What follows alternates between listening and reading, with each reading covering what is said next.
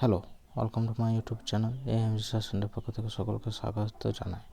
আজ মাধ্যমিক 2025 সালের ভৌতবিজ্ঞানের প্রশ্ন এবং উত্তরগুলি নিয়ে আলোচনা করব, তাই বেশি না কথা বলে আজকে ভিডিওটি শুরু করা যাক। নিচের কোন রশ্মিটি গ্যাসকে আয়নিত করার ক্ষমতা সর্বাধিক? সঠিক উত্তরটি হলো এ, আলফা রশ্মি।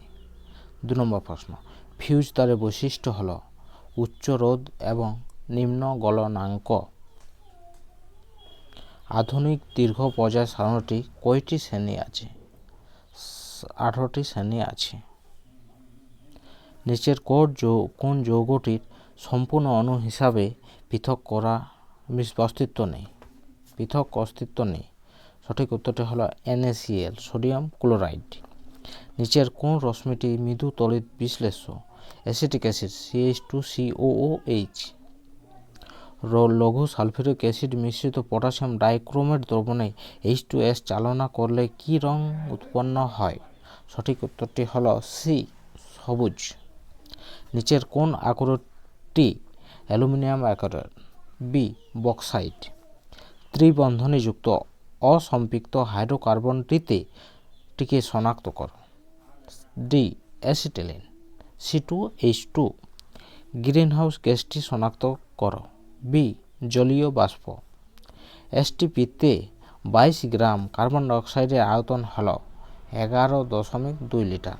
কারণ 10 গ্রাম ক্যালসিয়াম কার্বনেটকে তীব্র উত্তপ্ত করলে কত গ্রাম ক্যালসিয়াম অক্সাইড পাওয়া যাবে? সঠিক উত্তরটি হল 5.6 গ্রাম। তাপ পরিবাহিতাঙ্ক নির্ভর করে পরিবাহীর উপাদানের উপর। আলোর প্রতিসরণের সময় নিচের কোন রাশিটি অপরিবর্তিত থাকে? সি, কম্পাঙ্ক। কোন প্রকার দর্পণে অসৎ ও ছোট এবং সমশীর্ষ প্রতিবিম্ব গঠিত হয়? উত্তল দর্পণ। নিচের কোন এককটি তড়িৎ শক্তির একক? সি, কিলোওয়াট ঘন্টা। তেজস্ক্রিয়ার SI এককটি লেখো। তেজস্ক্রিয়ার SI এককটি হলো বেকারেল। 235U92 থেকে বি কণা নির্গত হলে পারমাণবিক সংখ্যার কি পরিবর্তন হয়? পারমাণবিক সংখ্যা একটি বেড়ে যায়, অর্থাৎ এখানে 92 থেকে 93টি পারমাণবিক সংখ্যা 93টি হবে। জার্মান সিলভারে উপস্থিত ধাতু হলো নিকেল। ইউরেনিয়ামের মৌল হলো Pu। ক্যালামাইন থেকে নিষ্কৃত ধাতু হলো জিঙ্ক। পর্যায় সারণীর দ্বিতীয় পর্যায়ে অবস্থিত ক্ষারীয় ধাতু লিথিয়াম অ্যালাই। নিচের বিবৃতি সত্য না মিথ্যা লেখো। তড়িৎ বিশ্লেষণ সর্বদা জারণ বিজারণের মাধ্যমে ঘটে, এটি সত্য।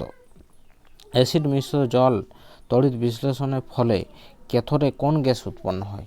ক্যাথোডে হাইড্রোজেন গ্যাস উৎপন্ন হয়। নিচের কোনটি তড়িৎ বিশ্লেষ্য?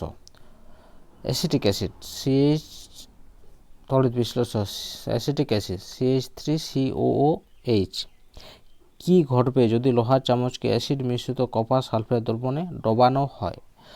যদি লোহার চামচকে মানে Fe সঙ্গে যদি কপার সালফেট CaSO4 যদি ডোবানো হয়, তাহলে FeSO4 মানে ফেরাস সালফেট উৎপন্ন হবে।